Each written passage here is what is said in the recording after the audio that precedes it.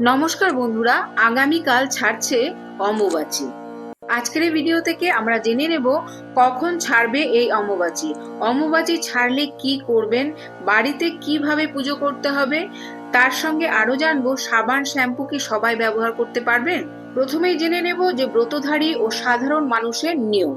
প্রথমেই জানবো ব্রতধারী মানুষ, অর্থাৎ যারা কঠোরভাবে ব্রত রেখেছেন, 3 দিন ধরে যারা মাটিতে শুয়েছেন এবং ফল খেয়ে ব্রত পালন করেছেন, তাদের জন্য এই দিন অর্থাৎ অম্বুবাচী শেষ হওয়ার পর সাবান শ্যাম্পু মেখে চুল ও শরীর ধুয়ে শুদ্ধ হওয়া কিন্তু বাধ্যতামূলক। এবার হচ্ছে সাধারণ মানুষের নিয়ম, অর্থাৎ বাড়ির বাকি সদস্যরা যারা কঠোরভাবে নিয়ম মানেননি, তারাও কিন্তু এই অম্বুবাচী ছাড়ার পর ঘর বাড়ি পরিষ্কার করার সাথে সাথে নিজেরা সাবান শ্যাম্পু ব্যবহার করে স্নান করে নেবেন। অর্থাৎ সাবান শ্যাম্পু কিন্তু অম্বুবাচী ছাড়লে সকলেই ব্যবহার করতে পারবেন। এরপর অর্থাৎ স্নানের পর কি করবেন?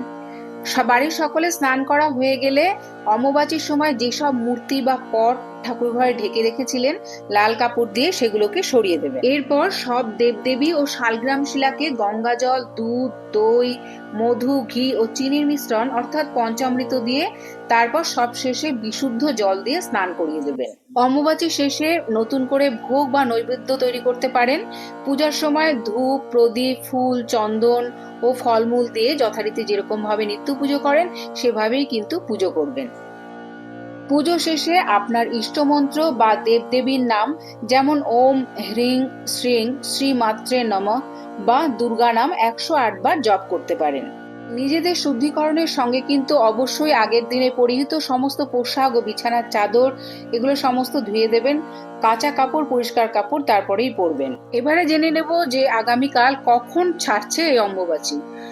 অম্বুবাচী নিবৃত্তি অর্থাৎ শেষ হচ্ছে 26শে জুন 2026, বাংলা 11ই আষাঢ় 1433 শুক্রবার দিবা 9টা 33 মিনিটে। আর এই দিনই কামরূপ কামাখ্যা ধামে মহামেলা। আজকের এই ভিডিওটি আপাতত এই পর্যন্তই। যদি ভিডিওটি ভালো লেগে থাকে তাহলে অবশ্যই একটা লাইক কমেন্ট করবেন আর আমার চ্যানেলটিকে সাবস্ক্রাইব করে আমার পাশে থাকবেন। দেখা হচ্ছে অন্য কোনো ভিডিওতে, অন্য কোনো পর্বে। ততদিন সবাই খুব ভালো থাকবেন, সুস্থ থাকবেন।